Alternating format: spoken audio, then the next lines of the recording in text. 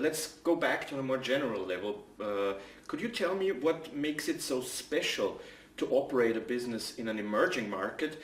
Where is the difference to running a business compared to running a business in Europe or in the US? I could start from the point of definition with which we started this conversation. We have said that emerging markets are located somehow in between developing economies and advanced economies. That means that also according to macroeconomic parameters,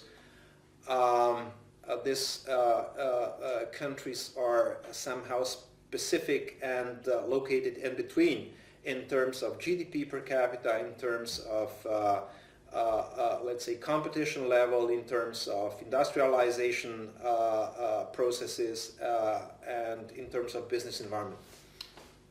Also institutions?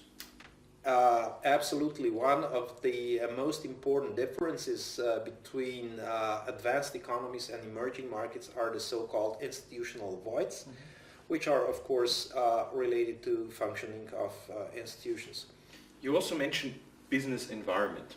Could you give me an example of a specific business environment, and also maybe explain to us what does business environment mean to you? What does it encompass? According to market or marketing environment, external environment, there is internal environment which we are not addressing at this point. An external environment consists of microenvironment, which is direct environment of the company, on which the company can effect certain impacts. This microenvironment consists of suppliers, consumers, competitors, and stakeholders. And there is indirect environment, or the so-called macro environment, consisting of PEST, so pest, political, economic, social, and technological factors on which the company has no influence. And of course, in terms of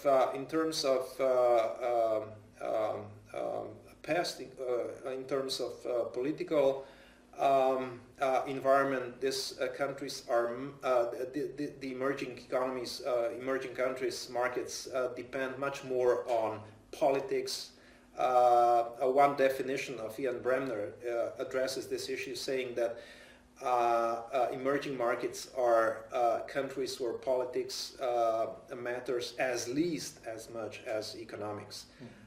And of course, the other one are the so-called institutional voids, meaning that in various fields there is whether no existing legislation and regulation, or it is existing but lacking, or there are problems with law enforcement, etc., etc.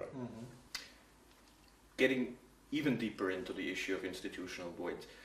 In business environments, in emerging markets, we see that companies are faced with a problem. They face corruption, they face crime. Do you have a specific example of how companies can deal with these issues in emerging markets? Yes, some of the largest emerging markets, like the BRIC countries, China, India, Russia, for example, are ranking also very high on the so-called corruption index list. It means that the corruption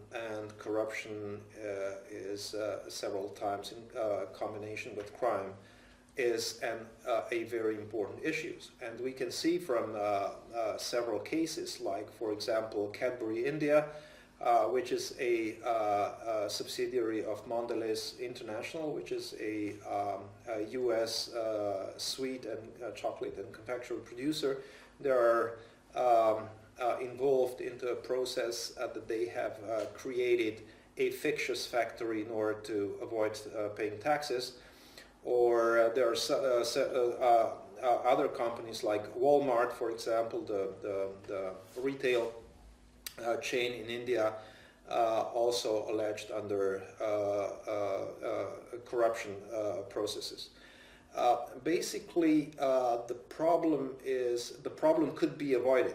It is paradoxically that if we take India as an example here, for foreign companies, it is even easier to avoid corruption than for domestic companies, because employees in foreign companies can explain to potential partners that they have a zero tolerance for corruption in the company, and that they get fired if they would bribe anybody. So this is a standing that anybody could understand.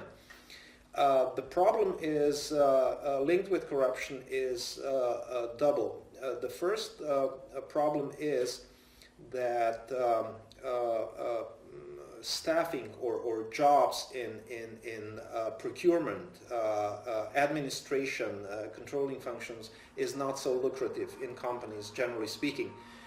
So these positions, these jobs are staffed with mediocre, not highly motivated people, and of course they are more vulnerable to corruption. So one strategy how to deal with corruption would be that in this critical, for at least from the point of view of corruption, critical positions, you hire people who would work long-term with your company and who are motivated and relatively well paid.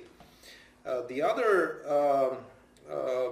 problem is issued with the corporate culture. So you should absolutely introduce, also in your subsidiaries, if you operate in those markets, the so-called zero tolerance culture.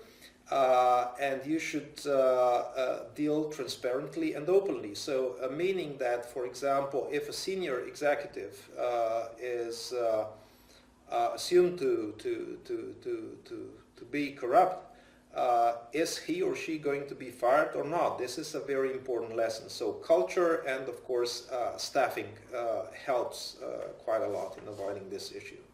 Thank you very much for the interview. It was a pleasure to talk to you. You're welcome. Thank you.